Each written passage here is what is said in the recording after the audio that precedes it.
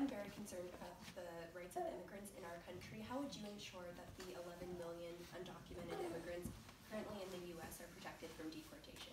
So in my community, some people that I have come to know just because they're important parts of the community, during the last few years, because of the climate around immigration, have summoned the courage to reveal that they're undocumented. And they are no less important a part of our city or a part of our lives for them. There needs to be a path to citizenship.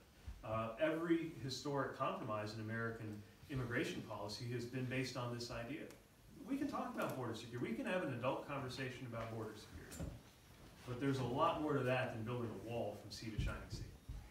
While we're at it, let's talk about human beings in this country, who, by the way, as a general rule, are tax-paying, even if they're not citizens, who would love nothing more than to become full-fledged tax-paying American citizens with the legitimacy that goes with that, and are willing to go through a process to do it.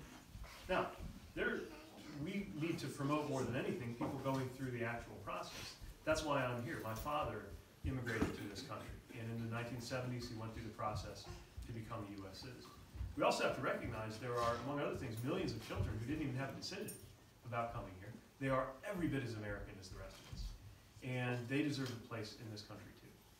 And I think that any humane, but also frankly just rational policy would take this into account. My community that lost a quarter of our population after the auto factories cleared out. We're growing again. I'm proud of it. It's part of my job to cheerlead for our growth.